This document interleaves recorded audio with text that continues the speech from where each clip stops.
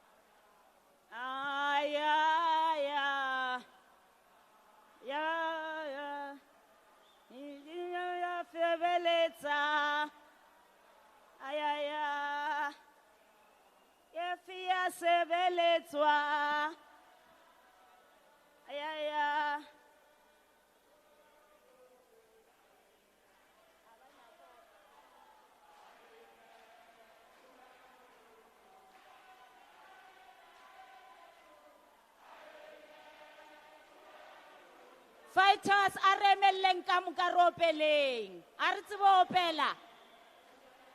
A re opeleng.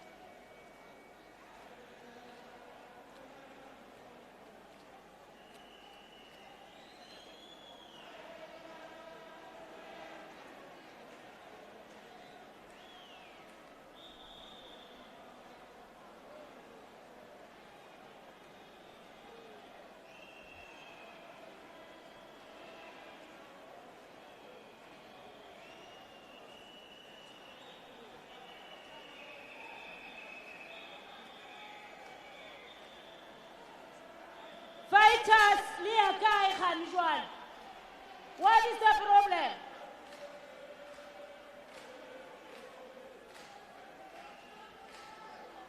Fighters, we must be disciplined.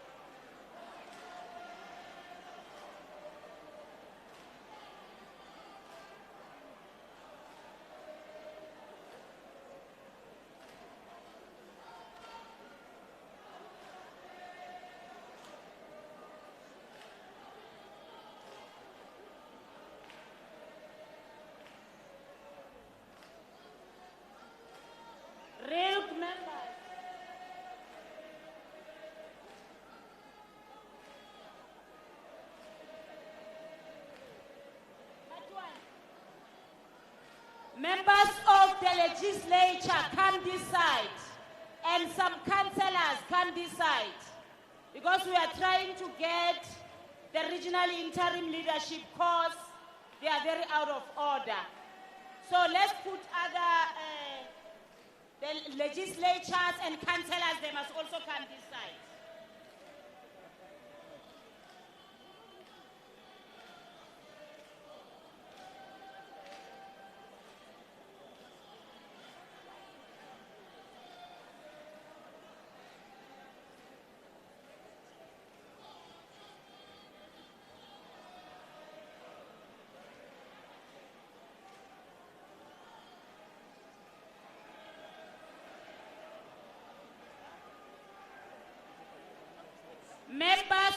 legislature, this side,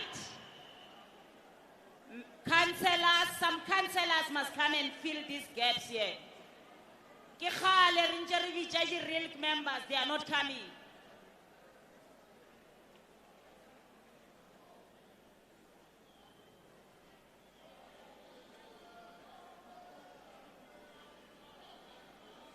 EFF iyasebenzelwa, aya, aya.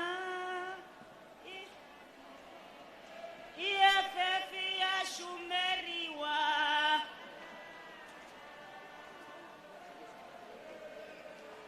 Aya, aya. Aya, aya. Aya, aya. Aya, aya. EFF iyaberekelwa. Aya, aya. EFF iyaberekelwa. Aya, aya, iyabere. Aya, aya. Aya, aya.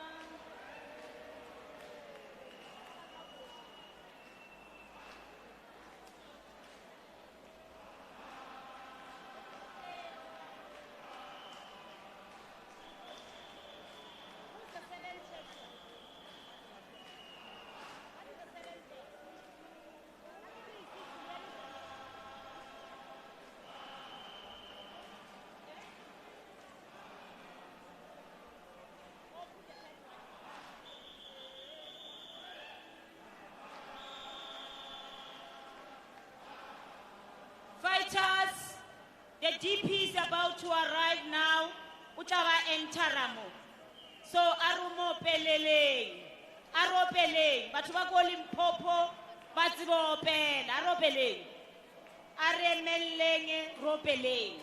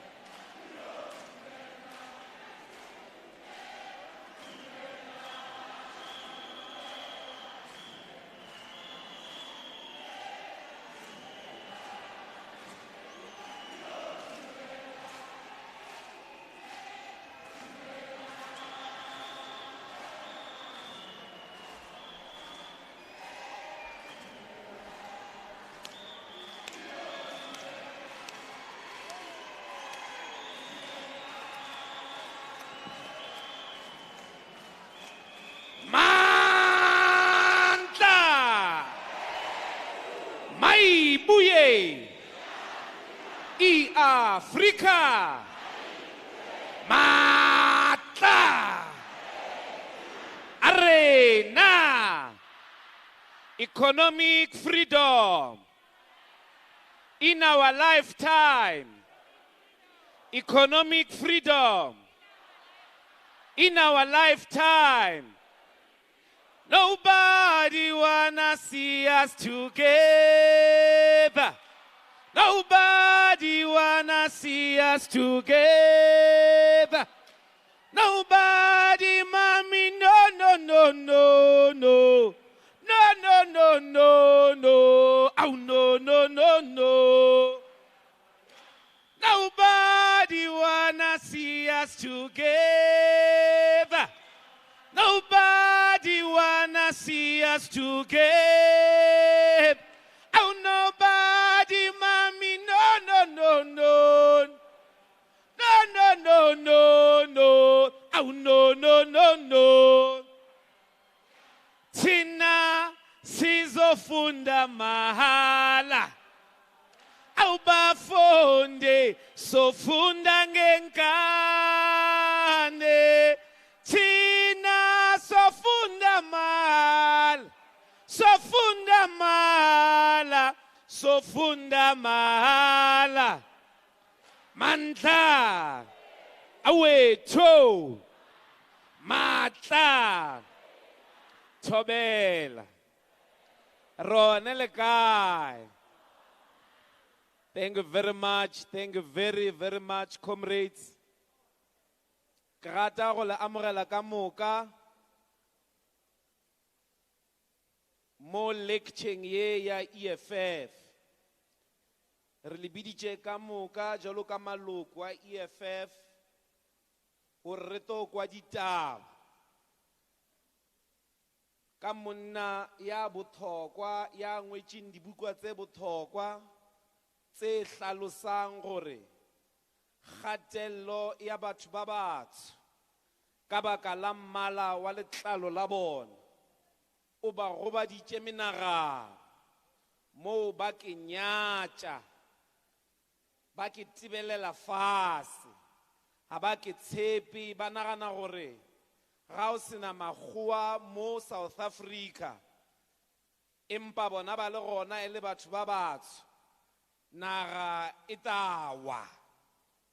Frantz Fanon ke yena ya neng a balwa kudu ke bo Steve Biko ga ba ne ba bolela ka black consciousness o rute batho ba batsho gore ba ke tshepe ba seke ba roa modimo ya ba diileng ba le batsho ba ke thate ba twella go nyaka go ba di yellow bone ba tsebe gore go ba motsho ko ba motle ba rate meriri ya bona modimo a ba fileng yona. Ke lecture ya rena today e re tlona ditaba tse re to di kwang mo ka ra lecture re leng ko yona. Ke ala amogela ka moka ga gologolo bagolo ba gekole le ba galabe ke gopela le ba opeleng matsogo ba re thompile ba tswile ka bongata ba bona re bile re ba file di hitara mo ska krea ba tsama mo ba gwehlela ba re re tswa o kula kwa mo EFF kwa re amogele ka ofela di branch tsa mo Polokwane ga gologolo seshio re amogele ketapele ya EFF ya province ka moka ke pethele matso di branch tsa EFF ka moka re amogele ketapele ya province ya EFF ke bona ba bantšeng ka morare na mo ke kgopela re ba opetela matso ba tswa Sekhukhuni ba tswa Waterberg ba tswa Bembe ba tswa everywhere in the province re opele makhanselara le di MPL tsa EFF from the whole province mare pele re a gole re nyaka o bula ka thapelo ka gore go godisitswe ke ba gekole ba re ruta gore ntshengoleng re die ka thapelo go na le mogalabe ba reng ke Inoxon Tonga ke ena ngotseng pina ya setšhaba Nkosi Sikelela yele senang seburu yele re ka se re kopane mo re le batho ba batho a eta re binana le seburu mona maburu a ba kopana ba bolele Sepedi.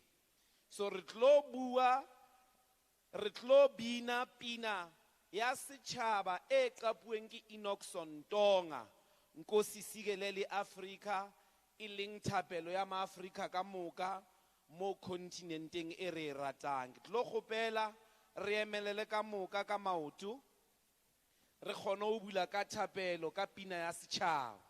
Le hopolo ra re bini sekgowa, verse tsele tsa sekgowa di binwa ke Ramaphosa. Mo EFF a re bini thapelo ya sekgowa ke. Di binwa ke Ramaphosa, that's why a utswa tšhelete ntši so. A e tsenya le ka hara matrase ke ka gore o ntshitse moya o halalelang pineng ya setšhaba. So re tlo bina Nkosi Sikelele, amandla. Nkosi Sikelele Africa, maluphakanyi suphondo lwayo, izwa imithandazo yethu. Nkosi Sikelele thina lusapho lwayo. Nkosi Sikelele Africa, maluphakanyi suphondo lwayo, izwa imithandazo yethu. Nkosi Sikelele thina lusapho lwayo, sithi woza moya, sithi woza moya, woza moya, oyi oyingcwele. Nkosi Sikelele thina lusapho lwayo, morena boloka setšhaba sa eso, o fedise di le matshwenyeho, o se boloke o se boloke morena, ausitšha basa sahe Jesus itšha basa Afrika, o se boloke o se boloke setšhaba, ausitšha basa sahe Jesus itšha basa Afrika. Makube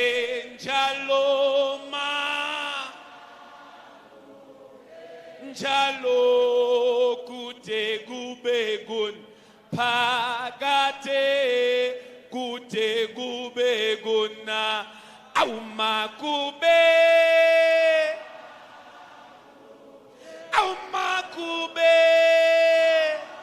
makube njalo kude kube gun phakade awukude kube guna phakade manta.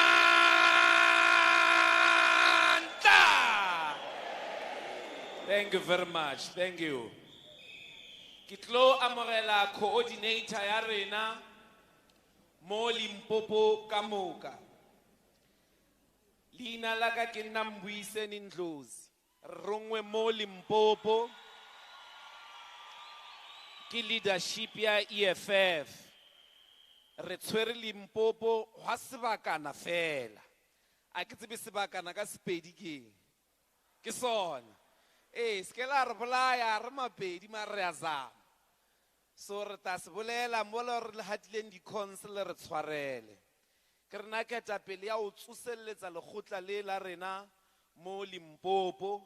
So ke tlo amogela coordinator ya rena, e tlo amogela lori introducetsa kapo go le tsebisa ketapele ka mokana yona ntšeng mo staging le ba bangwe ka teng ka ra rena mo ba re tshwereng ba re ba rommeng mo mmusong le makhanseleng le di-legislature ka moka. Ke kgopela re mo opela matso Commissar Rebecca Mohlala.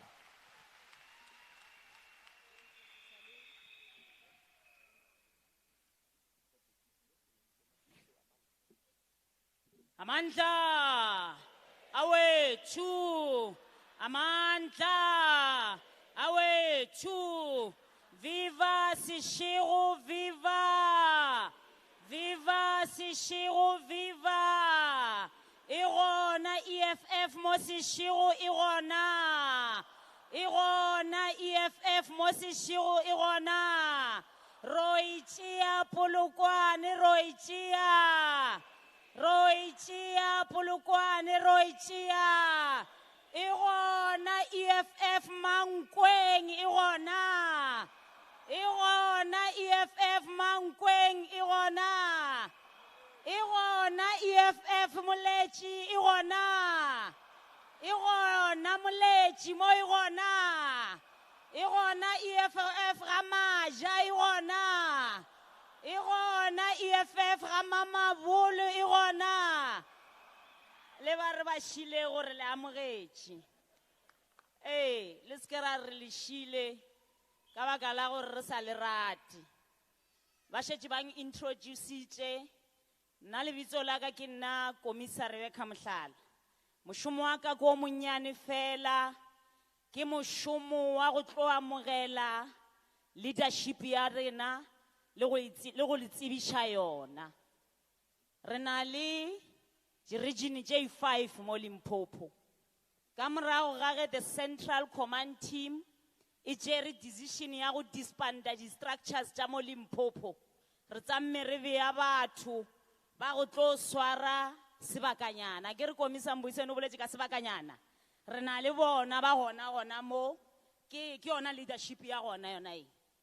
Re na le di-regional command teams ko Sekhukhune, ra ba di-regional interim leadership corps ko Vembe, ra ba le nngwe regional interim leadership corps ko Otabek, ra ba le regional interim leadership corps gona mo Capricorn. Ke ba sebakanyana, ke re le se ke la lebala. Ke moka ra ba le nngwe regional interim leadership corps ko Mopane. Mara gona nong ke tlo le tsebiša leadership ye re fihlile go le yona ga re tswa national ke di-commissars tše. Then ke tlo le tsebiša bona gore le ba tsebeng di-commissars tše di swerego province ya lena di berekago mo di-regioneng tša lena. Ka kwa mathomong ka kwa re na le Commissar Dr. Mcini Chwaku, ke convener ya ko Sekhukhune.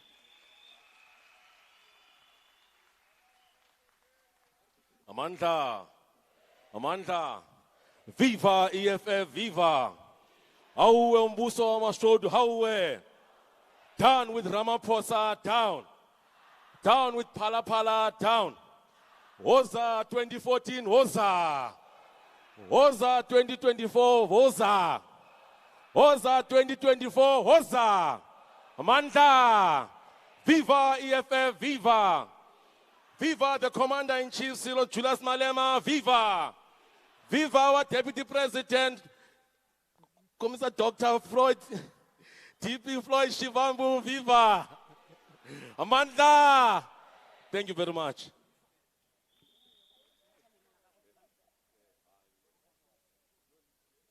Amanda, ke moka Commissar Mcini Chwaku, o na le coordinator ko Sekhukhune. Lebitso la gago le ena ke ena Sekhukhune. Ke sefane sa gagwe ke wa Sekhukhune. O gona mo o dutse ka mo.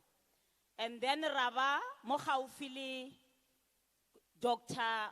Mcini Chwaku. Re na le convener ya Mopane. Yena ke Commissar Thembi Msane. Over to you, Commissar.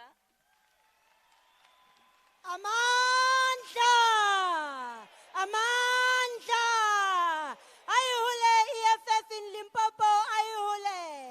Ayihule EFF in Limpopo, ayihule! Amandla!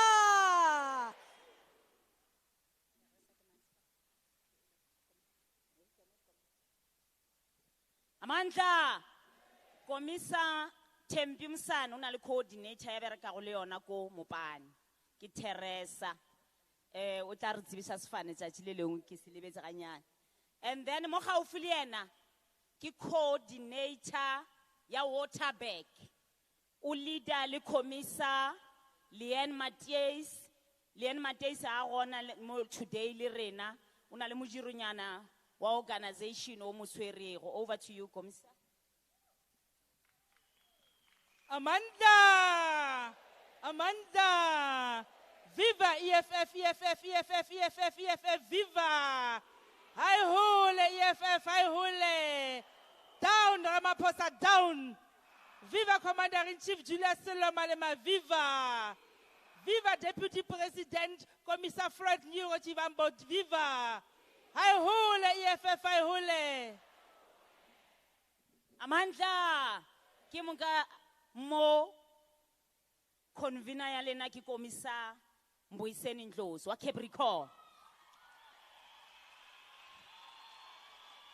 Komisa Mbuyiseni Ndlozi o tsamaya le Molebogeng ke coordinator ya region ye. Le swantse le tsebe leadership ya lena ya sebakanyana. Before ke fa Komisa Mbuyiseni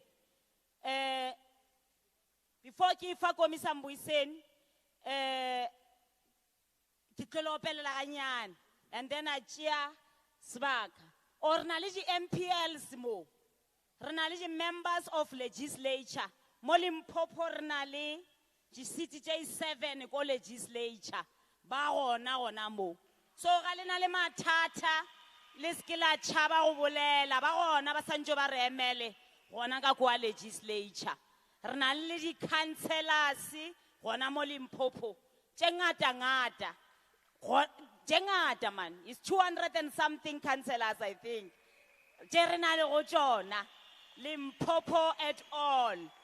So, Luchona, Lilina Matata, Liskalabala Levala, Obola Lady councillors Jalena, Jal representer, Guadi Council. And then these members that are sitting here are the members of Parliament. They are parliamentarians, these people, sitting here next to us.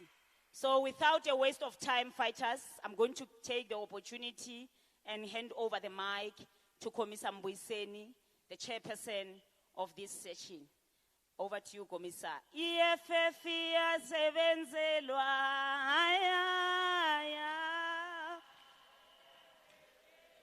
EFF yashumeriwa, ala, yashumeriwa.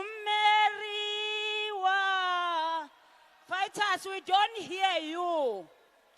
Let's stand up and sing. Yashumeriwa. Yeah. EFF yashumeriwa. Ala. EFF yashumeriwa. Ala. Yashumeriwa. Ala.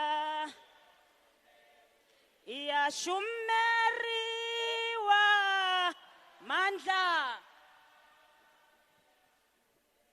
re leboge Komisa Mohlala mo re leng gona ke habo commander-in-chief ya rena kere ka moka re a mo saluta wherever he is gore no re mo sešio and EFF ya sešio ya phela because it is the host of our president and commander-in-chief Julius Sello Malema. Long live Julius Sello Malema, long live Mandla.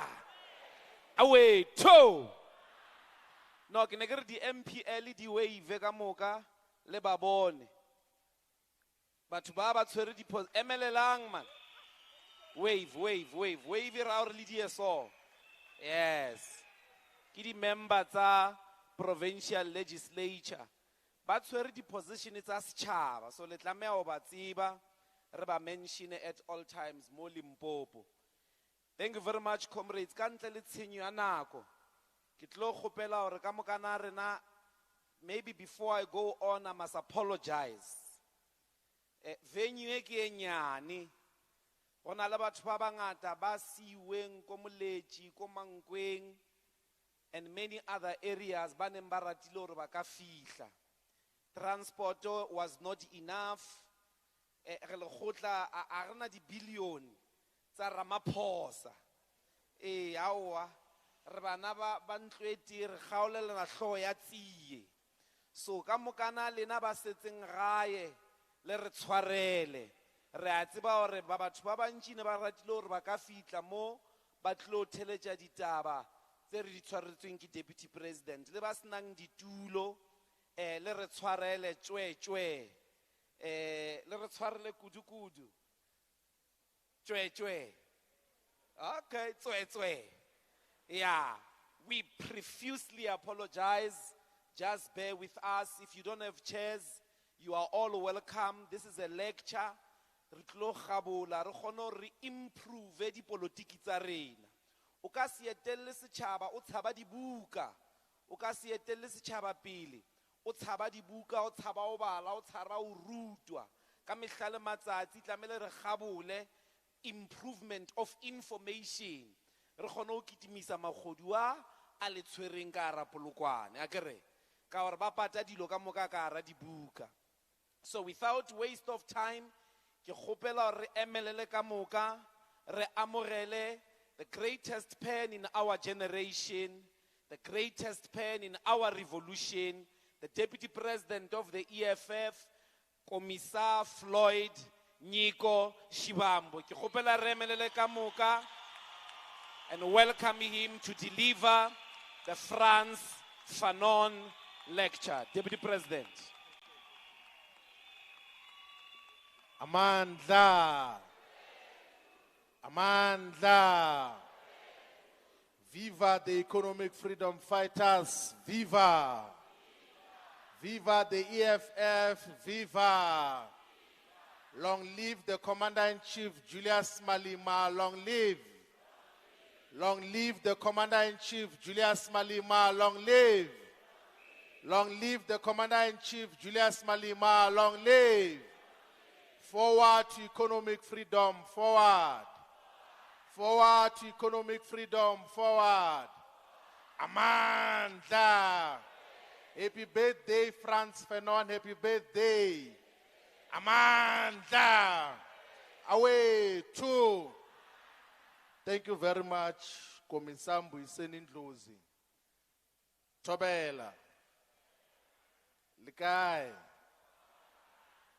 Thank you very much, Commissar Ndlozi, for the introduction and the leadership of the EFF in the Provincial Interim Leadership Corps, which is led by interim convener, Commissar Ndlozi, and interim coordinator, Commissar Rebecca Mohlala, and the commissars that have been deployed in all the regions, Commissars Mgcini Tswaku, Dr.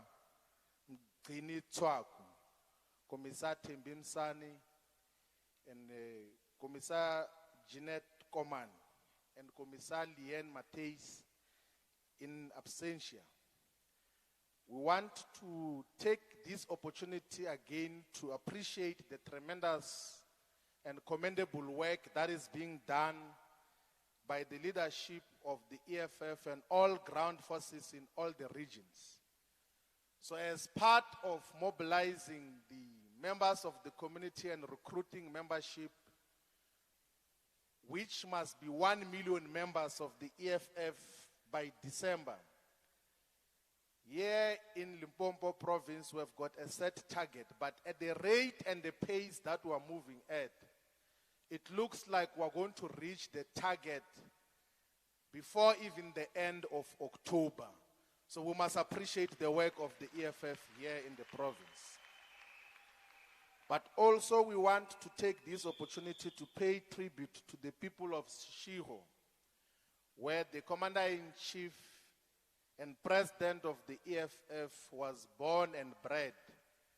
It is here where the Commander-in-Chief got to gain his political consciousness. So I appreciate that, but also to take note of the fact that Ward 13, where the Commander-in-Chief and President comes from, is the best performing ward in the entire South Africa in terms of the number of people who have voted for the EFF. So if you check the results of the 2021 local government elections, Ward 13 is the best performing ward, followed by Ward 131, where Komisambu Izeni comes from.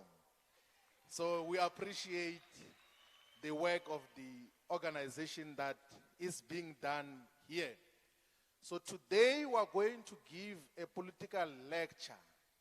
We are not going to read the obituary. We are not just going to read the history of Frantz Fanon. We are going to give a political lecture of Frantz Fanon, who is a revolutionary, a thinker, a soldier, an activist, and one of the greatest Pan-Africanists.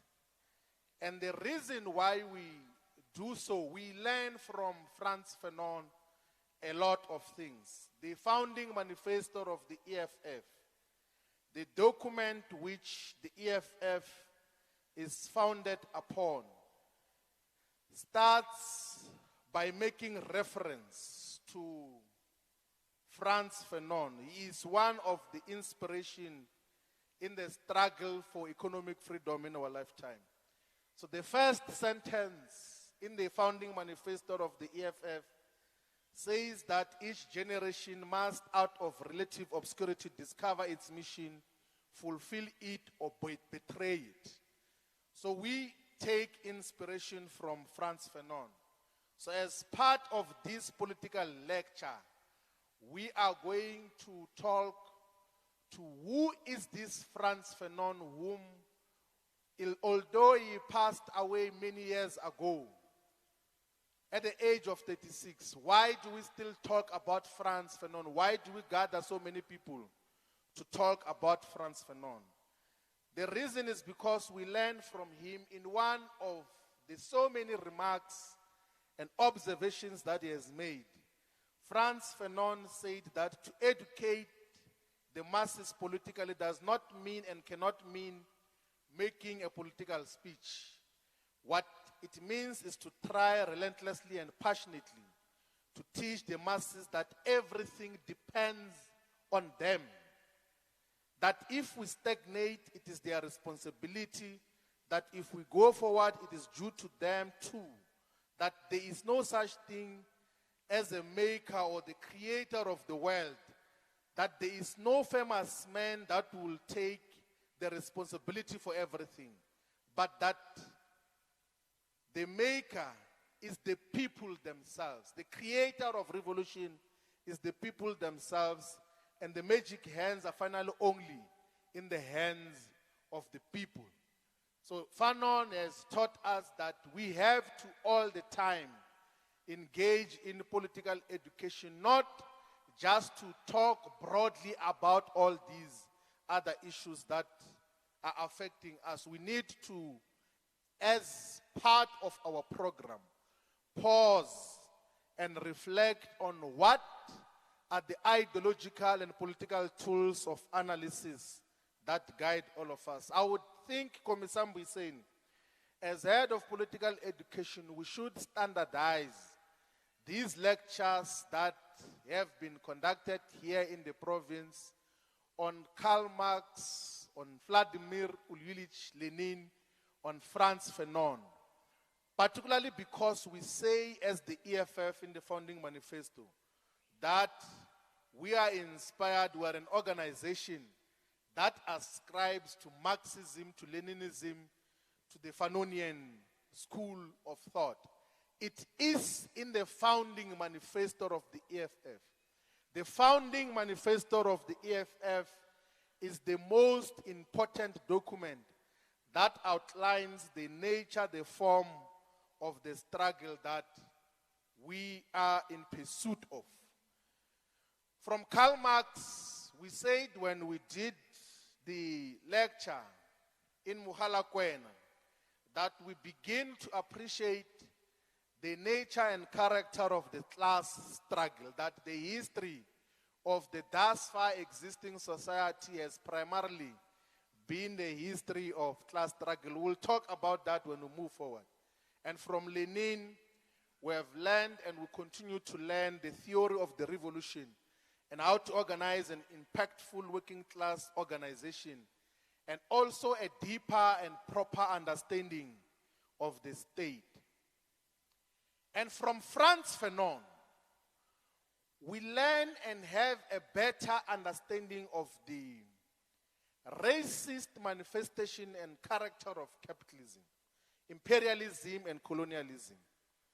We learn that racism exists relatively independent of sometimes even class contradiction. So in the Communist Manifesto, Karl Marx says that the history of the thus far, the hitherto existing society, is the history of class struggle. And Fanon would have said, if you were to utilize the same dictum, and out of lived experience, he says and would have said and realized that the history of the hitherto existing society is the history of racism. In one of the things that Frantz Fanon says, he says that the singularity of the colonial context lies in the fact that the economic reality, inequality, and enormous disparity in lifestyles never managed to mask the human reality. Looking at the immediacies of the colonial context, it is clear that what divides this world is first and foremost what species, what race one belongs to. In the colonies, the economic infrastructure is also a superstructure. The cause is the effect. You are rich because you are white. You are white because you are rich. And then he says that this is why Marxist analysis should always be slightly stretched when it comes to addressing the colonial issue. We would have made a very big mistake as the EFF 9 years ago on the 26th of July, when we founded the EFF, if our tools of analysis would have just been Marxist, Leninist, and not became Fanonian. Would have never had to, would have not employed a proper ideological and political tools of analysis to understand the nature and character of racism. More so because in many communist parties or parties that represent the working class, there is a reductionist view that thinks that only class struggle is important and the victory of the class struggle will collapse racism, will collapse sexism and all other things that we're fighting against. But such is not the case. Such is not the case. Out of lived experience, Fanon was able to demonstrate that racism exists in many instances out of itself. And he was not aware of this reality until very late in his existence as a French subject. We'll talk to that when we talk about the biographical issues of Frantz Fanon. So in the EFF, we appreciate the class character of the struggle against racism, but also we appreciate the racial character and nature of the struggle against capitalism. And that is why the tools of analysis that we utilize have to be Marxist, Leninist, and Fanonian. We can't be an organization that does not have theory in terms of where we stand and where we're going. But these theories that we talk about must always inform action, because as the Marx-Lenin Institute said, without revolutionary practice, without a translation of Marxist ideas into life, theory become a set of outworn dogmas and cover for reformism and opportunism. Without science, without a strictly scientific view of social development, revolutionary action degenerates into adventurism and leads to anarchism. So if the EFF had just met on the 26th and 27th of July 2013 and said we are forming a political party without clear purpose, without the tools of analysis, we will discuss issues as and when we meet. We will only deal with contemporary issues. This organization would have never lived beyond the years that it has lived thus far, because there is no reliable and dependable organization that exists without proper tools of analysis. And we say in the EFF that our tools of analysis is Marxist, Leninist, and Fanonian. That is what defines us. I've already said, fighters, that we have to pause to talk about this. And from Lenin, we know that we can't drive a revolutionary movement without constantly educating ourselves, raising our levels of political consciousness, and being agitated into action. So the task of all political education and work, which all of us must engage in, one, must be education. Two, must be raising levels of consciousness. Three, must be agitation. So the role of political education should be to educate, to conscientize, and to agitate into clear action of what is required. I will come back to some of the contemporary issues later on. Now, I'm going to deal, and patiently, I'm going to deal with some of the biographical issues of who Frantz Fanon is and where he comes from. So Frantz Fanon was born on the 20th of July 1925, which is 97 years ago. So today marks the 97th birthday of Frantz Fanon. He died at the age of 36, but he has left an everlasting legacy and theoretical tools of analysis and framework which continue to help us to understand racism, colonialism, and post-colonial societies. But also, he has left for us the theory that agitates and inspires us towards the African revolution and unity of how do we engage and what do we do to realize the unification of the entire African continent. When he died at the age of 36, some of the books that he had written was a book called Black Skins, White Masks, which was published in 1952. And part of the arguments he makes in that book is that the colonized is elevated above his jungle status in proportion to his adoption of the mother country's cultural standards. The primary argument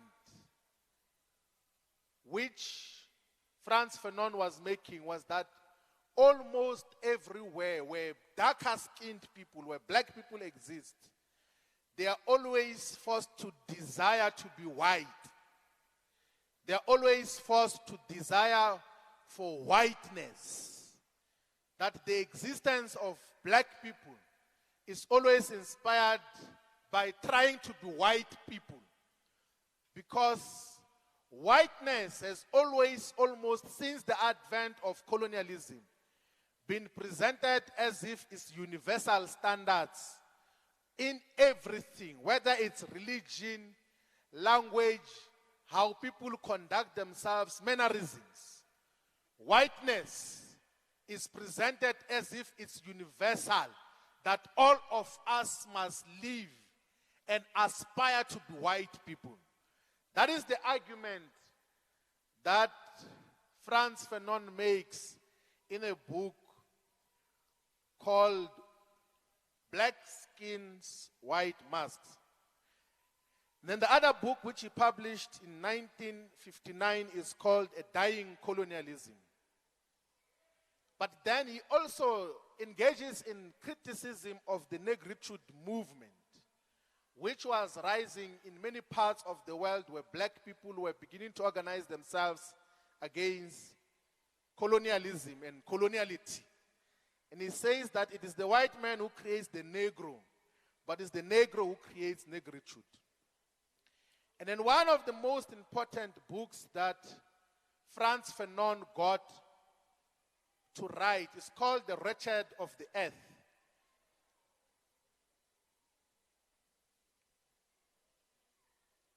The Wretched of the Earth is one of the most important books and perspectives that have ever been produced by Frantz Fanon. And part of the things I'm going to talk in detail about the Wretched of the Earth, I will talk in great detail of all the primary arguments that are made there. And then the other book which was written by Frantz Fanon is called Towards the African Revolution, which is a compilation of the articles and perspectives which he had written about the Algerian Revolution, about a variety of developments on African unity, about his experiences when he was sent to different parts of the world. Now, we said Frantz Fanon was born on the 20th of July 1925 in a country called, in a territory, not country, called Martinique in the Caribbean islands. And I want to beg your indulgence to talk about these Caribbean islands so that all of us understand where are the influences politically that got to shape the ideas of Frantz Fanon. So in geography, in geographical studies, majority of the times when we define the continent, we mostly speak about the 5 or 7 continents, which is Asia, Africa, North America, South America, Antarctica, Europe, and Australia with the Oceania as well, which is categorized. But between South and North America, we have got the Caribbean Sea. The Caribbean Sea has got a lot of islands. All the islands that are there, majority of them, some are countries. 17 of them are dependent territories that are controlled by different European countries. But you have got 13 independent countries. So Martinique is part of the Caribbean island. That is where Frantz Fanon was born. And that Martinique is owned even to this day by the French government.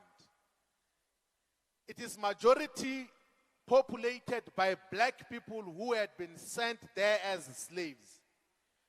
The other countries that exist in the Caribbean islands includes Haiti, includes Cuba, it includes Jamaica, it includes a country called Trinidad and Tobago, it includes Barbados, it includes a country called the Dominican Republic, and it includes this Martinique where Frantz Fanon was born.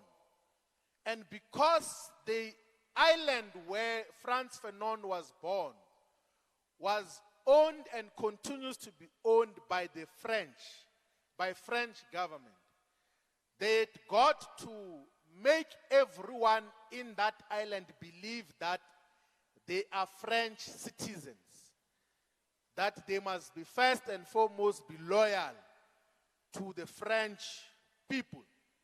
So when he was growing up, Frantz Fanon believed that he is a French citizen, a French person who must defend the interest of France.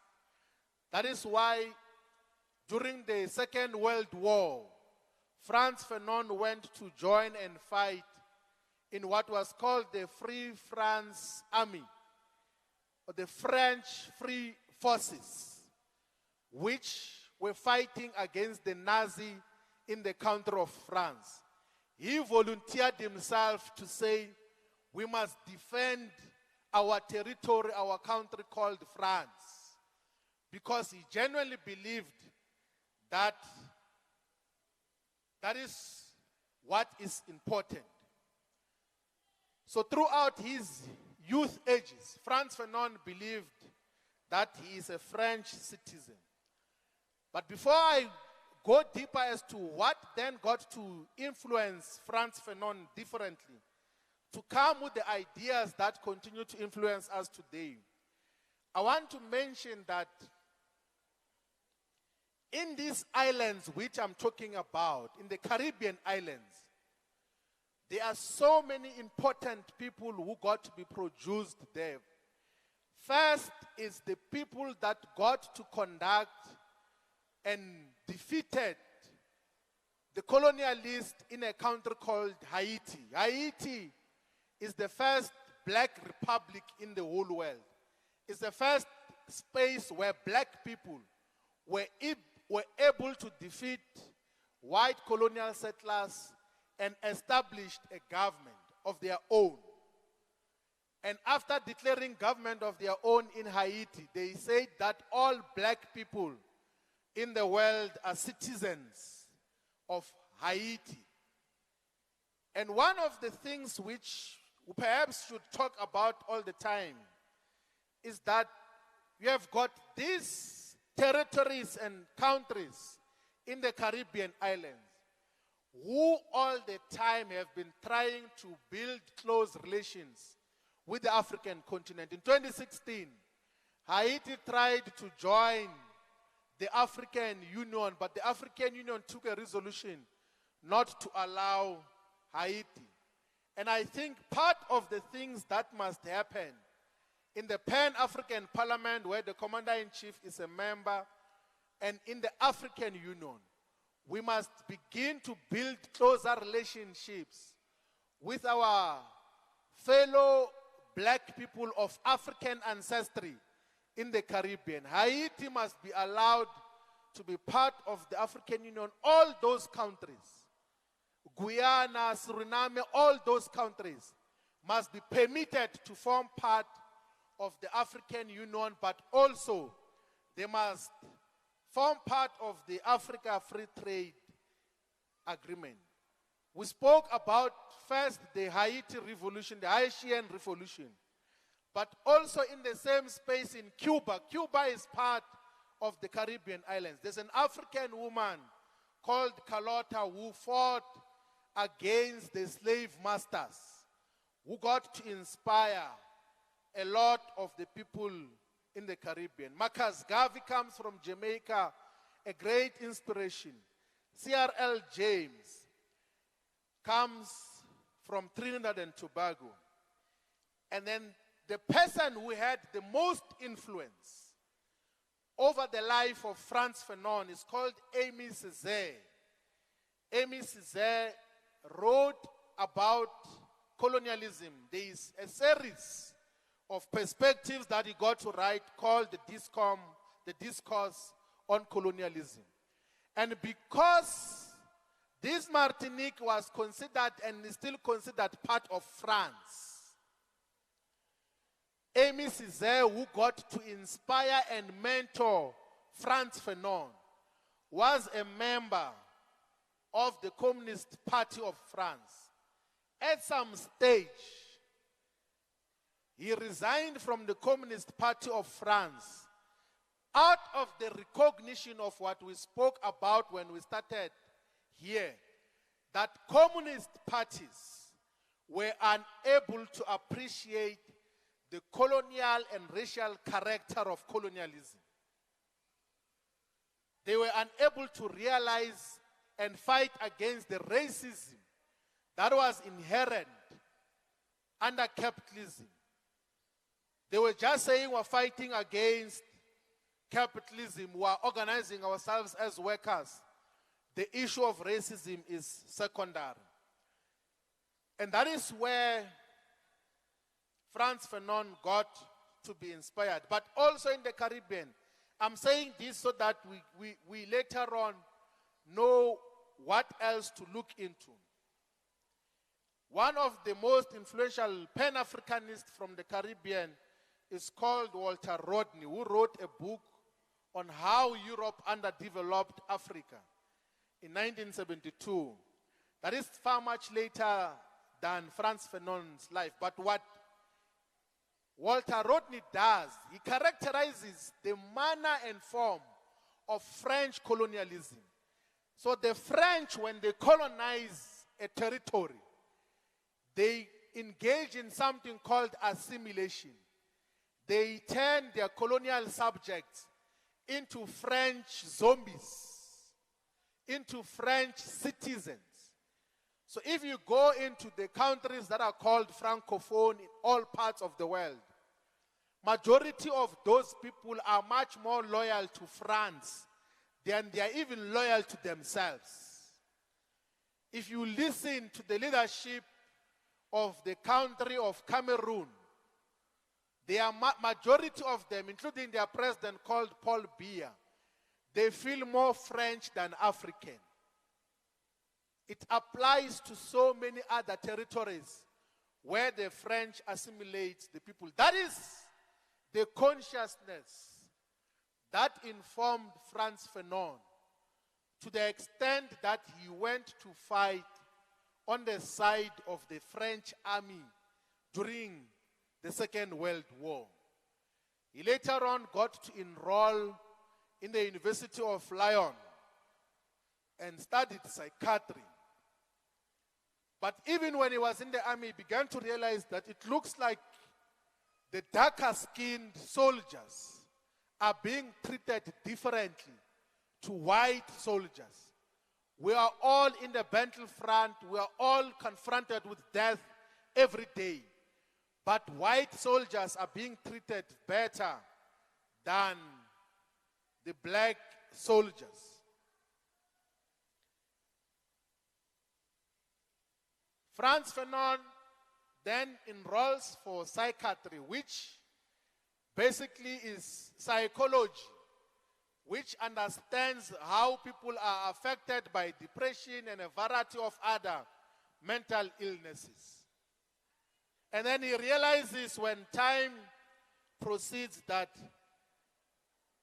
this thing of blackness, of black people, the psychological effect of black people is not just out of their own individual suffering, but it is out of an external system, which is colonialism. And then he later on was deployed to go and work in Algeria, which was not just a French colony, but was part of the territories which France considered their own. They considered as part of their provinces or their external dependent territories. So Frantz Fanon went to work in Algeria.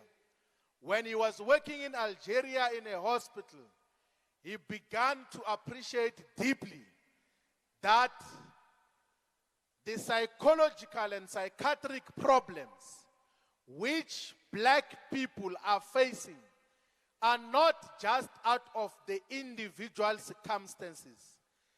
It is a result of the system of colonialism which they exist in. And realize that you cannot just resolve the individual problems of depression, of backwardness, of not having self-confidence without the destruction of colonialism, which he defined as violent. And Frantz Fanon said that we have to destroy colonialism. Remember, he goes to Algeria as a French citizen to work for a French government. But when he's in Algeria, he joins the National Liberation Front, FLN, an Algerian liberation movement, and began to say we have to fight against French colonialism. He goes there on behalf of the French government. But out of the lived experience and observation of the lives of black people, he then changes sides and say, let me join into a liberation movement, the National Liberation Front, otherwise known as the FLN. So the FLN is one of the most militant liberation movements in the African continent. The FLN is a liberation movement that trained Nelson Mandela first as a soldier of Mkhonto we Sizwe. When Mkhonto we Sizwe was formed in 1961, in December, one of the first areas that Nelson Mandela visited to be trained as a soldier was Algeria, and he was trained by the FLN. And of course, he did not meet Frantz Fanon, who that time was already in his deathbed in 1961 due to cancer which he got to be infected with during the course of his life. So the FLN is one of the most important liberation movements which got to raise the levels of consciousness in Frantz Fanon's life. He went there as a French citizen to work in a French hospital to help French soldiers. But later on changed and said, I must fight on the side of the oppressed and colonized masses of our people. That is when he got to write so many perspectives and interacted with all revolutionaries in the African continent, inclusive of Patrice Lumumba, inclusive of Kwame Nkrumah. That is what and who Frantz Fanon is, who is sent by a government to go and help soldiers of a colonial government in the battlefront. But when he gets there, he realizes that I'm on the wrong side. I must join the liberation forces. But he does so with an appreciation that the psychological, the mental impact of colonialism on black people can only be defeated by destroying colonialism itself. And he even says that if this means we should violently do so, that is what we should do. Because colonialism in its very nature is violent. Racism is violent. Racism and colonialism are violence. And he said unapologetically that if it means we must arm our people to violently overthrow colonialism, let us do so. I think that part of what is in the constitution of the EFF is inspired by Fanon's characterization of violence. There's a chapter in the Wretched of the Earth which is called On Violence. We say in the EFF that we are fighting for economic freedom, for the economic emancipation of our people through proper organization and democratic means, through persuasion of our people.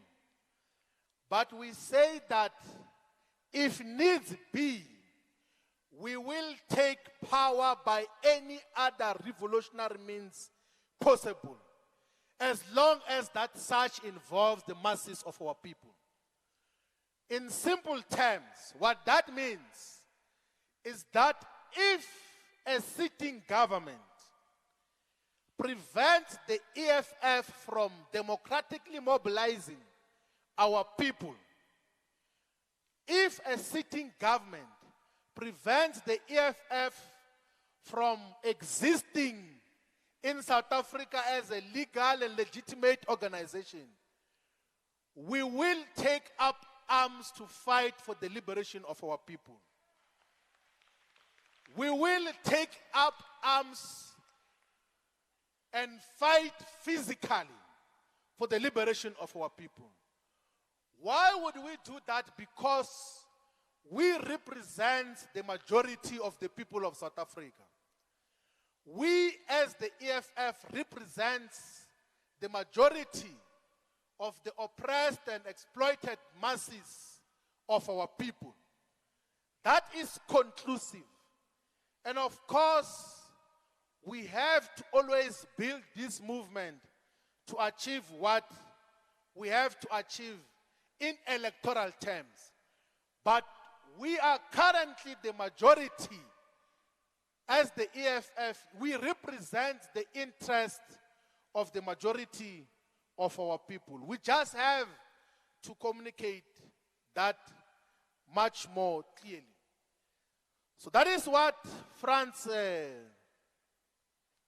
Fanon stands and stood for in terms of what happens. I want to talk now as to what are some of the key lessons that we must take from Frantz Fanon.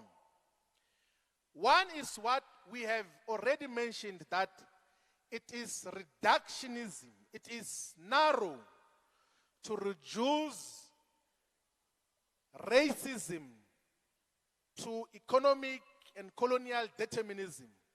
That racism has gained a life and has got life of its own.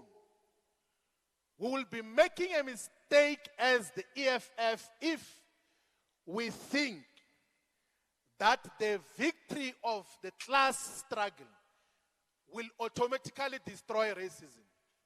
We can overthrow capitalism tomorrow. We can nationalize and take all strategic sectors of the economy. But that will not lead to the automatic destruction of racism. And let me add sexism as well. There are communist parties in the world, progressive communist parties, that have to a greater extent defeated and subdued capitalism, but they still have sexist tendencies within themselves as communist parties and as government. To the extent that in their entire leadership, there's not even a single female person. So the destruction of capitalism does not mean the automatic destruction of racism and sexism. And that is one of the aspects that Fanon illustrates in a genius way, that this oppression that we are facing is because of our skin color. And that does not rule out that we should be involved in a class struggle. And that is why Fanon says that in as far as the understanding of colonialism and racism is concerned, the Marxist analysis should be slightly stretched. That the Marxist analysis of the colonial and racial question needs to be slightly stretched. That is what Frantz Fanon does. And that is why the EFF becomes a perfect organization, a perfect platform to fight against racism, to fight against colonialism. Frantz Fanon warned us that colonialists are not satisfied by mere physical domination, but they go on to destroy the colonized history, making the colonizers' history the colonized, with the consequence of making the latter lose confidence in one's language, one's names, one's culture, and one's histories. So that is a better and a proper understanding of what have been the consequences of colonization. So although we could have ended colonization, which is something which you can explain through time, that from 1652 in South Africa to 1994, we had colonization. But colonialism, even when colonization ended, is still part of our lives today. It is defined by the manner in which we relate.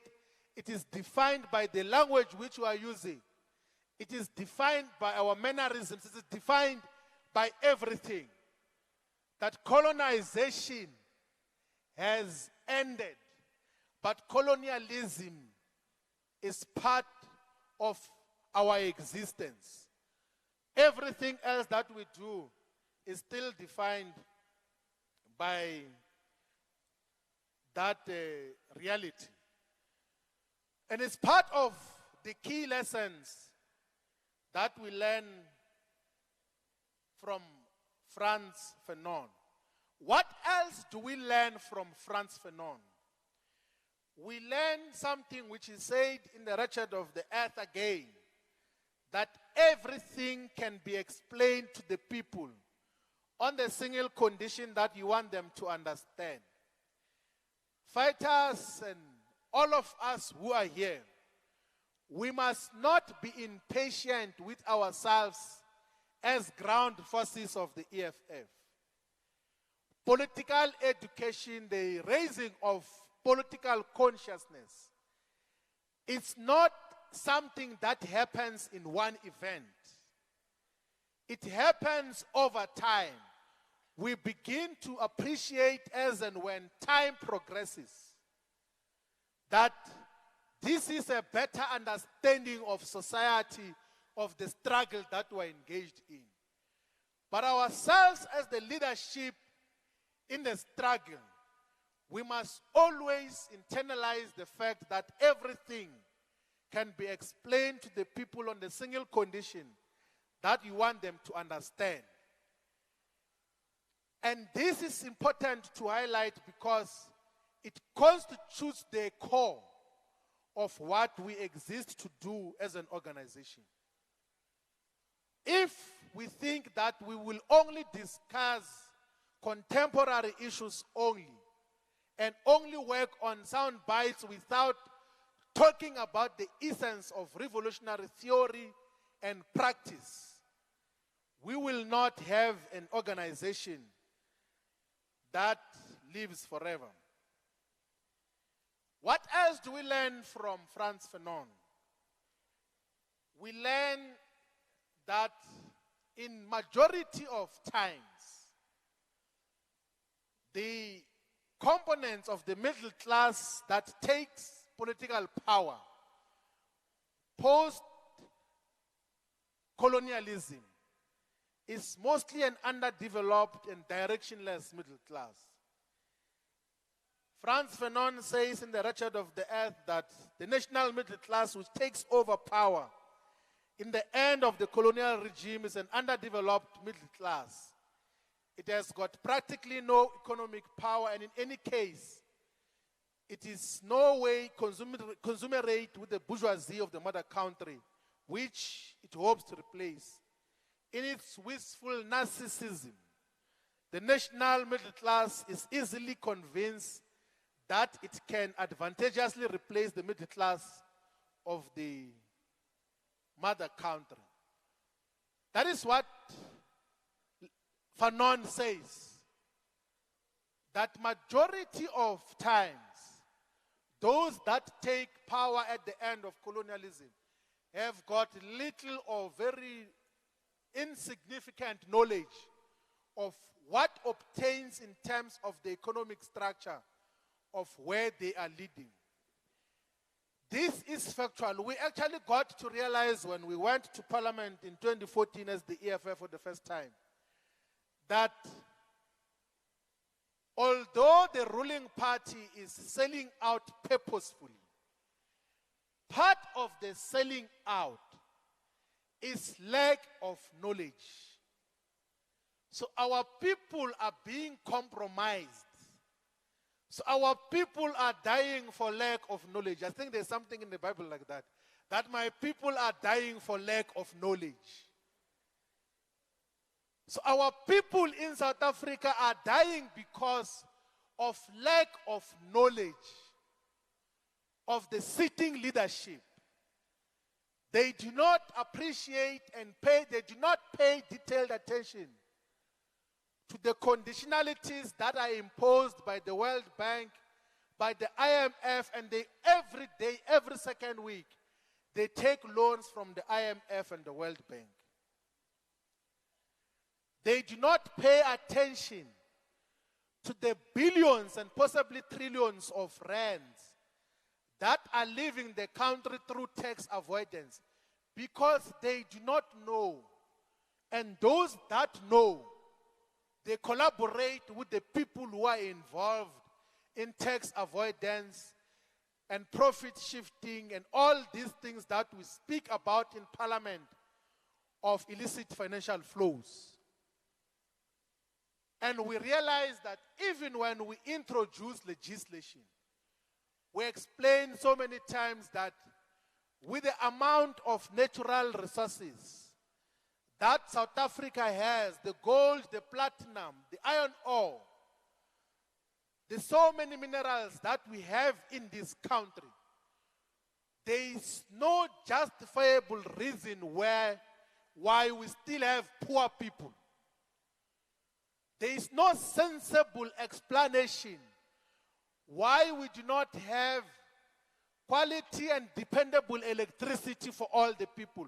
With the amount of minerals that we have, both industrial, energy, and precious minerals and metals, there is no justifiable reason why we do not have free, quality, decolonized education for all. There is no justifiable explanation why we do not have proper hospitals everywhere. There is no reason why we do not have clinics in each and every ward. With the amount of minerals, strategic minerals, that are beneath South Africa's soil. And this applies to the entire African continent. The continent is the richest in the entire world in terms of strategic mineral resources, which are sources of energy, which are sources of so many industrial products, inclusive of cars, of trains, of aeroplanes, which are sources of energy in terms of the oil, the gas, everything else is found here in the African continent. There is no reason why Africa is still poor with so many resources. Maybe the only explanation is what Fanon says here, that The middle class that takes power at the end of a colonial government, the post-colonial middle class, has got very little or no knowledge of their economies. If you do not believe this, just go and ask an ANC councillor, an ANC mayor, an ANC minister as to what are the most important and strategic sectors of the economy in your municipality, in your province, or in the whole country. You will never get anything meaningful. Why? Is because they do not pay attention. And you can't change an economy which you have got no appreciation and understanding of. And Fanon provides that critique. And because of the knowledgelessness, because of the ignorance of the political class, the post-colonial political class, and the middle class, what they then become, Fanon says that they become the conveyor belt between the people and capitalism. They become just a transmission belt between imperialism and the people. They become something called comprador bourgeoisie. That is what Cyril Ramaphosa is, a comprador bourgeoisie. They do not produce anything meaningful. There is nothing which you can point at and say, this iPad, this car, this microphone, this product comes from the factory of Cyril Ramaphosa. What he becomes the buffer between the imperialist capitalists and the people.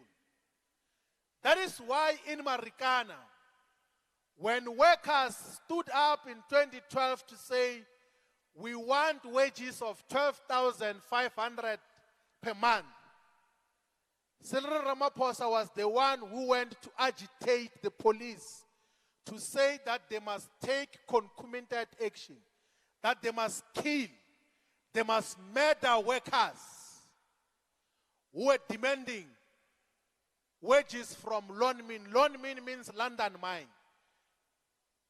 To the extent that you have got black people who say that let us suppress these people by ending their lives. The genius that Frantz Fanon is prophetically foresaw this. He saw this coming, that you will have a comprador bourgeoisie which is in between the people and imperialism, the people and capitalism. That is the nature that we have. People who are willing to kill their own people because they want to defend capitalism. That is what we learn from Frantz Fanon. But the other thing which is important, and I'm going to go towards conclusion before I talk as to what is to be done. One of the things that we learn from Frantz Fanon is what he said about the land question. He said that for a colonized people, the most essential value, because the most concrete, is first and foremost the land. The land which will bring them bread and above all, dignity. That is what Frantz Fanon says. That is why at the center of the struggle for economic freedom in our lifetime is the return of the land to the ownership and control of the people as a whole. We are a Fanonian organization because we are fighting first and foremost for the retention of the land to the ownership of the people as a whole.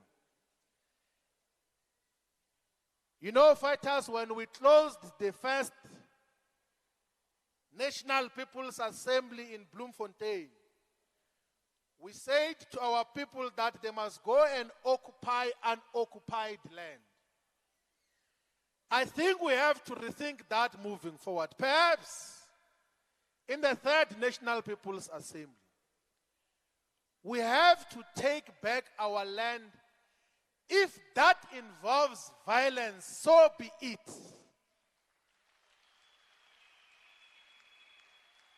Because it appears that these people, the colonial settlers, there is no other way for them to listen except through violence. We'll give you an example that MK went to the camps in 1961. They were later on joined by ZANU and ZAPU, ZIPRA and all of those. And all those that found them in the camps in exile came back to declare freedom in their own countries before we could have freedom in South Africa, because they were engaged in physical combat against the colonial settlers. But MK's philosophy was to bomb power lines and bridges. And the apartheid system was not threatened. They said, those ones were going to repair, but oppression is going to obtain. Comrade Mapole. They were not threatened. The only time apartheid got to go to the negotiation table was when they were beginning to lose lives of white soldiers in the Battle of Quito Carnival, mainly because of the assistance of the Cuban army under the leadership and guidance of Fidel Castro. When they began to see blood of white people, they said that maybe we should start negotiations with these liberation forces for a transition. This religious commitment to non-violence in the struggle for true emancipation does not seem to be giving meaningful benefits to our people. We should look into it differently. We are not calling for violence now. We are saying that as revolutionary activists, we must sit back and ask ourselves the question whether we will be able to expropriate land without compensation for equal redistribution, without some degree of force. We should ask ourselves a question whether we will be able to nationalize the mines, the banks, and strategic sectors of the economy without some degree of force. We should ask ourselves a question whether we'll be able to build state capacity and abolish tenders without usage of some force. Are we going to be able to provide free quality education, health care, and sanitation for all without the usage of force? We should ask ourselves the question whether we are going to lead the development of the entire African economy, integrate it, remove the borders, have one currency, have one government, have one army. Are we going to achieve all of this without the use of force? That is the question that we must ask ourselves throughout. What have been the benefits of this so-called peaceful transition from apartheid to what we have now? Did apartheid even end in 1994? Aren't we living under the same system of economic apartheid and colonialism? One thing for sure, what we know from our proper understanding of Frantz Fanon is that colonization, which is event that can be timed, ended, yes, in 1994, but colonialism continues to be part of our lives. We continue to be colonial subjects.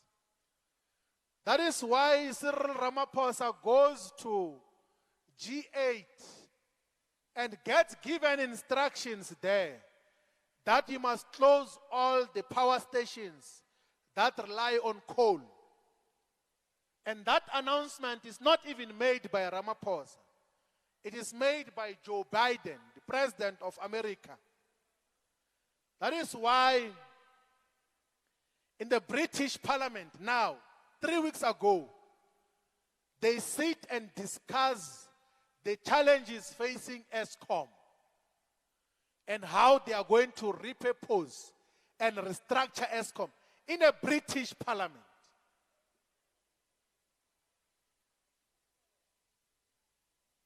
Maybe we must stop referring to Ramaphosa as the president of South Africa. We must refer to him as the colonial administrator of South Africa, because that is what he is. We are just given instructions on what to do by the colonial masters. We remain poor, we remain trapped in poverty because we are still under colonialism. Yesterday, Statistics South Africa was releasing a report that said that our people are going deeper and deeper into poverty. They even utilized the illustration of the bucket system, a dehumanizing form of sanitation. That the bucket system, where people utilize buckets as toilets, the number of people is increasing in South Africa. And remember that in the 1994, 1999, 2004 elections, the sitting government said they are going to eradicate the bucket system. They said it will be finished. Actually, the first target was that by 2014, there will not be a household that is using a bucket system.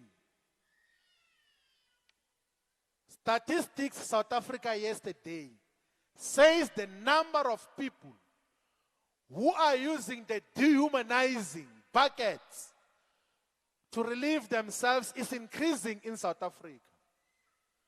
How do you explain that?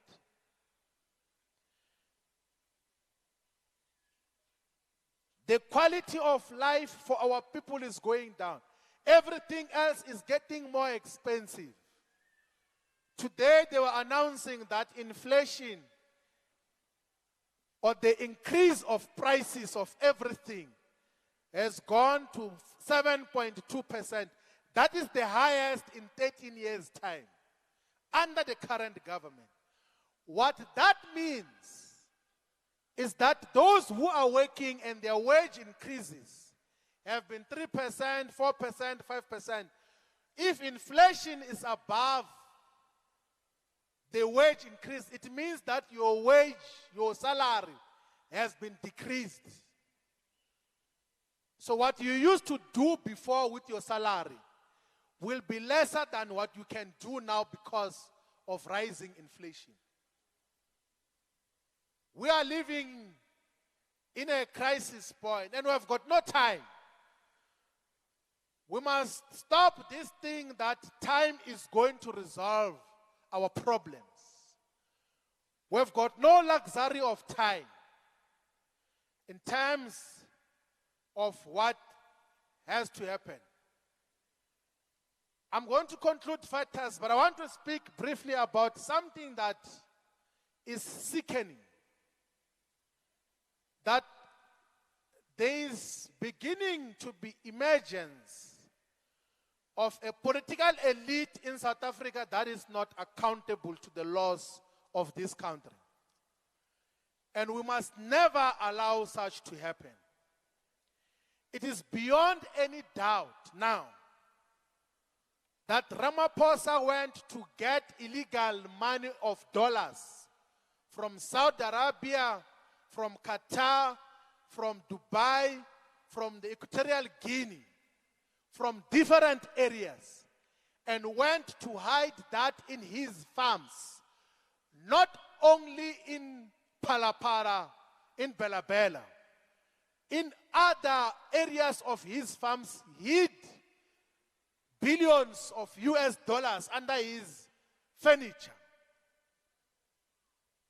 And when a portion of that was stolen, he ignored the laws of this country. He reacted like a gangster, abused the state power, got the police, spent millions of rands in collaboration with the sitting commissioner of police, Masemola, to chase after those criminals, to look for those dollars that were stolen, a portion of it, because there is millions others that are there. Becky Kaila, the Minister of Police, is aware of that. The ministers who have been dealing with intelligence are aware of that. A lot of people are aware of that. That you have got a sitting head of state who has violated all the laws of this country, undermined its sovereignty. To undermine the sovereignty of a country, you do not need to do anything. You just go and establish a parallel financial system. It's like us now going to the UK and say, we are not going to use the pound there as a currency of exchange. We're going to bring rands from South Africa and buy from each other using the rand, which is not even taxable in that territory. So we've got a sitting head of state and government who has violated all the laws. The public protector sends that sitting president questions. Before he answers the questions, he suspends her. He is given a due date, he asks for extension. The extension arrives, he does not respond to those questions. So this is a sickening development where we have got a sitting head of state who does not want to be held accountable. And what is he doing? What are his achievements on the other side? He is destroying all state-owned companies. He has sold South African Airways for 57 rands. He is destroying Eskom. Eskom is in its deepest crisis and incapacity in the history of its existence because of Ramaphosa, who want to plug in his friends to provide electricity. We've got crisis everywhere. The levels of crime are increasing because in majority of cases, the people who are involved in these crimes are working with the highest echelon of the police. How do you explain that in Soweto, you have got criminals who use automatic rifles, AK-47s, which are not supposed to be in civilians' hands, and kill 15 people randomly, random shooting of people, and not even one person of those people is arrested. And then we must still say we've got a legitimate government that must be respected. Everything in this country under Ramaphosa is falling apart. There is nothing that is taking shape now. There is no water in many parts of South Africa, including here in Schigo.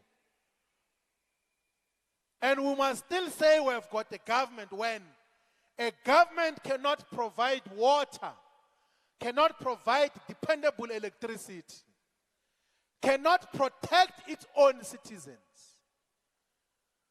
cannot hold accountable thugs and criminals who randomly kill as and when they wish. How do we say we've got a government when a sitting head of state and president is refusing to be held accountable? Something else must have to happen. We will, of course, remove the ANC through elections in 2024. But Ramaphosa must leave office now.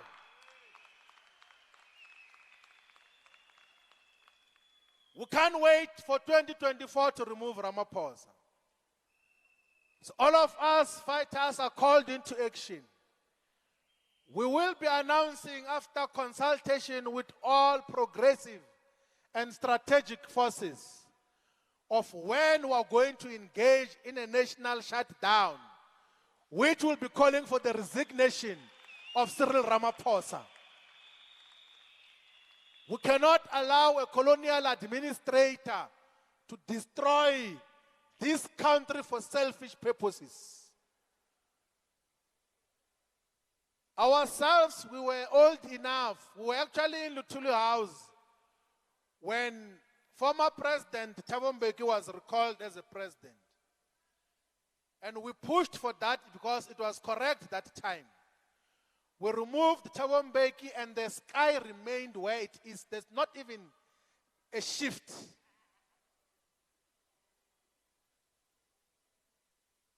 Jacob Zuma resigned from office because if he had not resigned, he was going to face a motion of no confidence, which was proposed by the EFF, which was led by the EFF.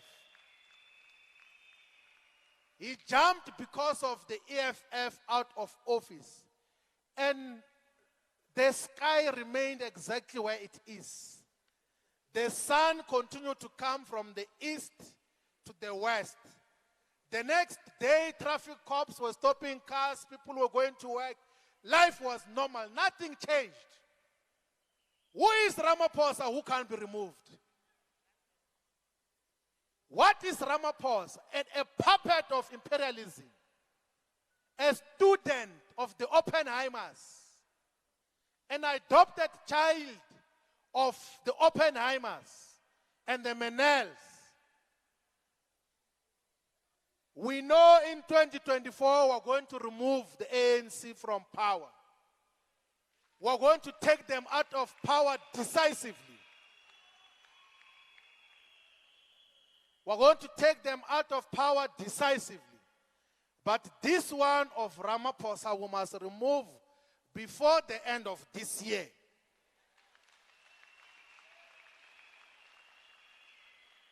And we are not bullying him. You will know if we're not bullying him. You will know what will happen. And I can tell you now that when we put a motion of no confidence in Parliament, it looks like all the political parties are finding each other now. That let us put a motion of no confidence. We are going to count a lot of people in the ANC caucus as well. We have done it before. When we conducted a secret ballot against Jacob Zuma in Parliament, we had members of Parliament of the ANC who voted with the EFF and opposition parties. And that included Cyril Ramaphosa. He voted against Zuma. We know that because he spoke about it to us about it. So the same thing Cyril Ramaphosa did to Jacob Zuma. The members of the ANC of Parliament, all the radical forces, the people who want to protect this country, let us remove this Ramaphosa. In any way, you are not benefiting anything from that Ramaphosa. He is benefiting white people. When we put a motion of no confidence, we only need 40 people from the ANC benches. 40. So, but at least give us 80. So that when we vote, we cut him completely. And the day the motion of no confidence passes, all the SAPS people who are deployed in the residences of Ramaphosa, his private home, everywhere else, must immediately withdraw. All of them. Because once we remove you through a motion of no confidence, you no longer enjoy the protection of the state. We cut off everything. We cut off your salary. We cut off the benefits that accrue to people who are former presidents. We'll even delete his name in the board there in 10 years of the president, which lists all former presidents. We'll just say that between 2018 and 2022, there was a vacancy in the office of president because we've got a thug who is occupying office now. We know, fighters, that individuals can come and go. The ultimate purpose is to defeat the ANC, and we will do so successfully. We have taken them out of power already in Johannesburg, in Tshwane, in Mohale City, in Ekurhuleni. We have taken them out of power in many other areas, in Metsimaholo. We have taken more than 22 municipalities from the control of the ANC in KwaZulu-Natal. So we're getting somewhere. Let us destroy this directionless and useless former liberation movement, which Fanon correctly says has got no proper appreciation and understanding of the economic resources at our disposal. It is only us, the economic freedom fighters, who understands what is to be done. And what is to be done is to go to our people and be able to explain to our people. Fanon says that let's explain everything to our people and make them understand that we are not tied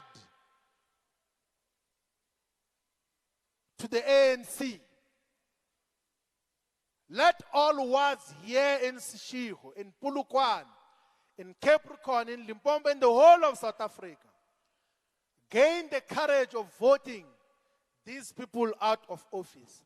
But also let us get as many people as possible into the voters' roll.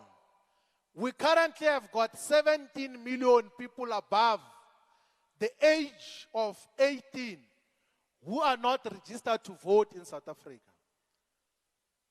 When we are done with these 1 million members, we must then go to our people and register them to vote, so that when we take the ANC out of power, we should take them much more decisively. We have already said that our immediate task is to build a strong and dependable organization.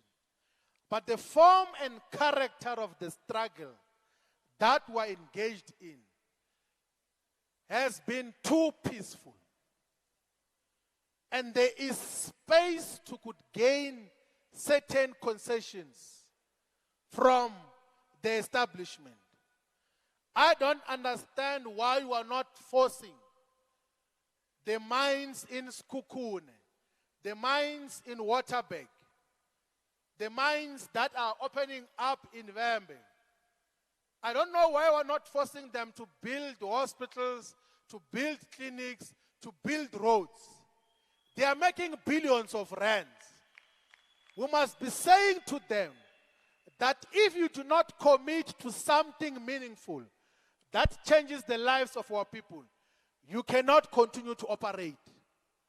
They lose a lot of resources per day. The nature and character of our struggle has to be much more militant, has to be much more decisive, because it can't just be us talking and talking every day without action. Amilcar Cabral says it clearly that the people are not fighting for ideas. They're not fighting for things that are in people's heads. They are fighting for material benefit. They want to see their children go to school. They want to see their children have proper education, healthcare, and live in a society that will enhance their capacities. Do we need to be in government to force the minds now to invest in the development of our communities? There are people in some villages elsewhere, majority led by opportunists, who march against the mines, and then the mines captures the leader of the march, give them a lot of millions, they become rich alone. Why are we not taking this as an organizational program, as the EFF, to force the mines to invest in our communities? Those are the struggles that we must be engaged in. That we can't just take our resources and live without benefiting our communities. We have an obligation, all of us, to fight for the development of our people. And then lastly, what we need to unapologetically do as the EFF, in terms of the global balance of forces, we must openly and unapologetically associate with forces that are challenging the hegemony of the United States-led imperialism.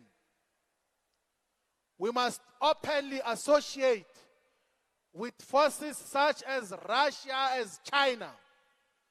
Those are the people that are going to lead the new world order that is defined by common prosperity. So our friendship with China must be properly defined. We must not allow China to just extract our resources without benefits for our people. China has got massive capacity to could build rail infrastructure here in South Africa. China has got huge capacity to could build a rail network that can interconnect the entire African continent. And that is what we must be benefiting from China. The form, the type and content of investments that China must be making in the entire African continent must be building factories and industries that beneficiate our minerals into finished goods and products. We need to have a proper, meaningful relationship with progressive forces. We must never depend, we must never rely on the US-led imperialist forces. The colonialists, America, Britain, France, Germany, have never been our friends, have never been friends of darker-skinned people of the world. Those are the protagonists of the racism. Those are the people who keep the institutions of racism alive. We are victims of racism everywhere because of the US-led imperialist order, because of the British-led imperialist order, where we are still viewed as subhumans. So ourselves, we need ourselves unapologetically to build much more meaningful and strategic alliances with progressive forces. At the forefront of these progressive forces is the People's Republic of China, is the Russian Federation. Those are our friends, and we must never be apologetic about associating with them. Fighters, as we said in the beginning, from time to time we have to pause and make deeper reflections about our ideological tools of analysis, about our guide to action, about our telescope. What do we stand for? Where are we going? Who are the motive forces? Who stands to benefit in the struggle for economic emancipation in our lifetime. Thank you very much, fighters, for being patient with us. Amanda! Viva EFF! Viva! Viva EFF! Viva! Forward to socialism! Forward! Amanda! Away to Batulenje Baziqiniso Awulendawo sayisaba Batulenje Baziqiniso Awulendawo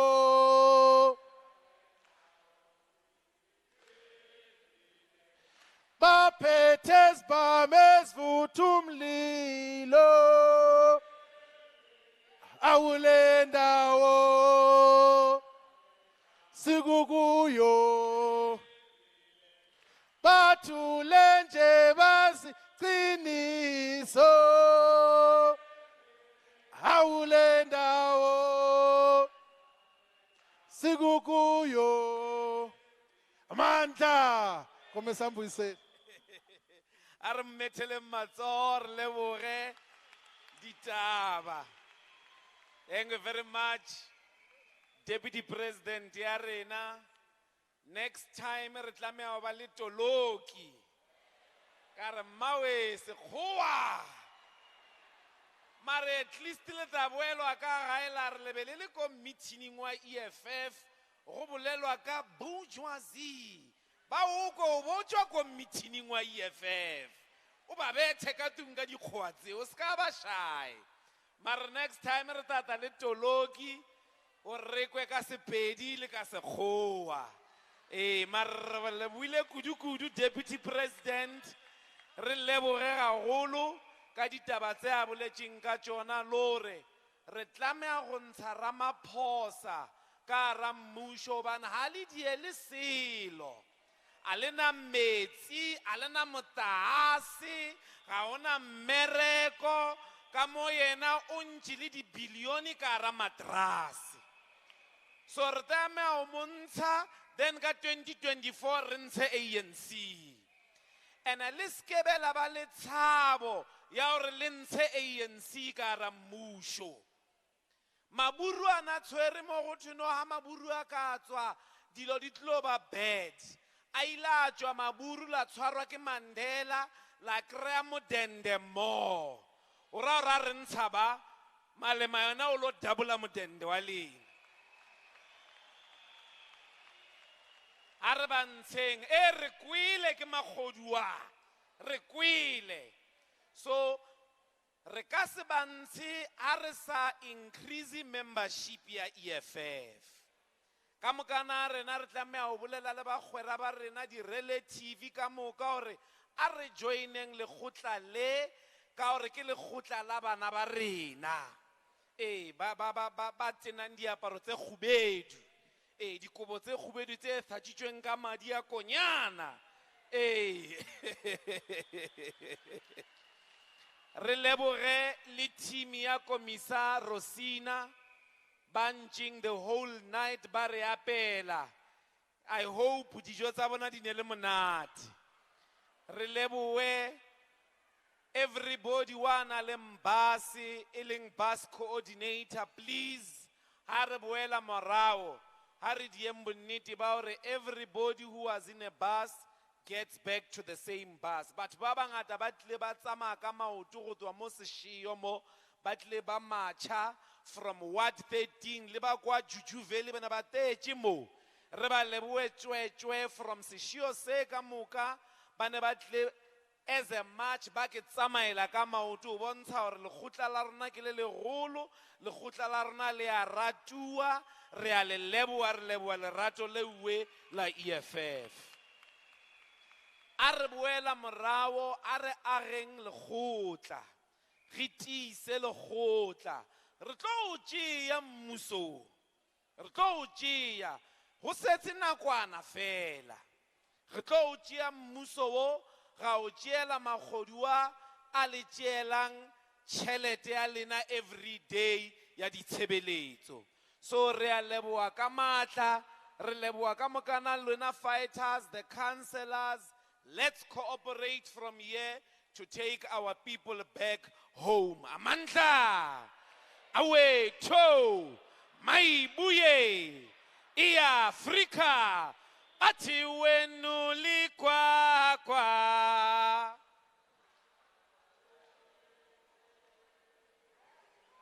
Thank you very much.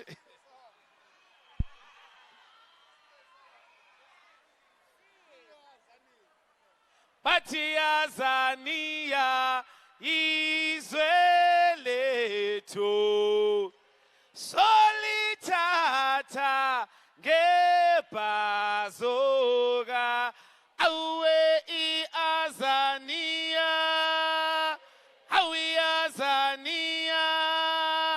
soyithatha ngebhazoka awe from Cape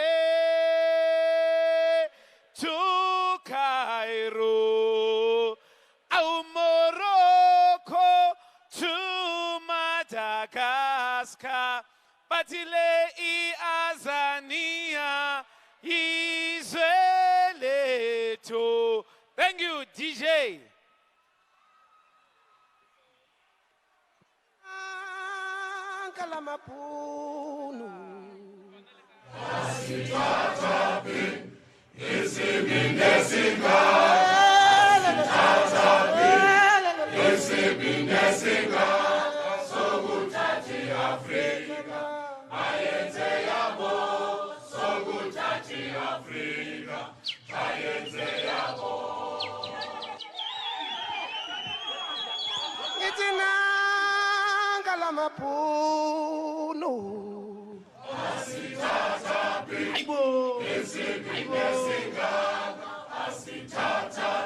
Tata.